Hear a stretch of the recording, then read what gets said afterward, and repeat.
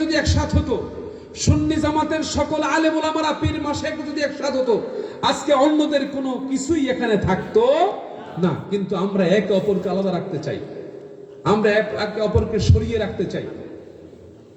আমার সুন্নাতের ব্যাপারে সুন্নি বলতে তারা কি বুঝে আমি বুঝি না। আমি ব্যক্তিগতভাবে সুন্নি বলতে বুঝি স্পষ্ট আমার রাসূলের কথা, আমার রাসূলের হুকুম, আমার রাসূলের ইতাআত, আমার রাসূলের ইত্তেবা অনুসরণ যেই ব্যক্তি করবে পরিপূর্ণভাবে, সে হচ্ছে এক নাম্বার সুন্নি। সে কয় নাম্বার সুন্নি? এক নাম্বার সুন্নি।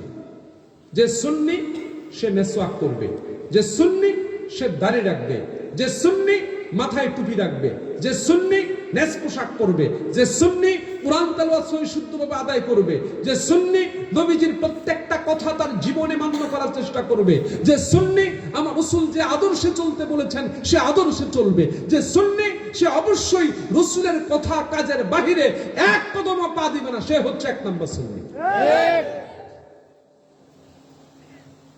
আল্লাহ তাআলা আমাদের হেফাজত করুক, সকলে বলি আমিন। আমার রাসূলের কাছে কোনো অহংকার ছিল না, কোনো হিংসা ছিল না, কোনো খারাপি ছিল না, কোনো অন্যায় ছিল না। আল্লাহু আকবার। পুত পবিত্র মুহাম্মদুর রাসূলুল্লাহ সাল্লাল্লাহু আলাইহি ওয়াসাল্লাম।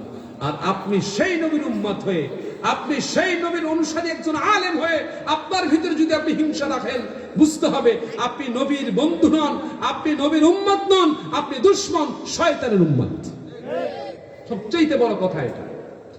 আল্লাহ তাআলা আমাদের হেফাজত করুন, সকলে বলি আমিন। যেই কথাগুলো বলে গেলাম কাউকে কটাক্ষ করে নয়, কাউকে ধ্বংস করার জন্য নয়, কারো বিরোধিতা করে নয়, ঠিক নবীর কথা থেকে বলে গেলাম। হিংসা যদি আমার ভিতরে থাকে আমিও নবীর উম্মত হতে পারবো না। হিংসা যদি আপনার ভিতরে থাকে আপনিও হতে পারবেন না। অহংকার যদি থেকে থাকে আপনি হতে পারবেন না। আল্লাহ তাআলা সমস্ত গর্ব অহংকার থেকে, হিংসা বিদ্বেষ থেকে আমাদেরকে হেফাজত করুন, সকলে বলি আমিন। সারা পৃথিবীর জমিন নবীর সুন্নাহ দিয়ে আল্লাহর নবীর নূরের নূরান্বিত আল্লাহ করে দেখ, সকলে বলি আমিন। কোরআনের আলোয় আল্লাহ আলোকিত করে দেখ, সকলে বলি আমিন। নবীজির সুন্নাহর আলোয় আলোকিত করে দেখ, সকলে বলি আমিন। তাওহীদ এবং রিসালাতের আলোয় আল্লাহ আলোকিত করে দেখ, সকলে বলি আমিন। আপনাদের সকলকে আন্তরিক মোবারকবাদ জানাচ্ছি। আপনারা যারা মাহফিলে কষ্ট করে এসেছেন, আসুন একটু দুরূদ সালাম জানাই মুহাব্বতের সাথে।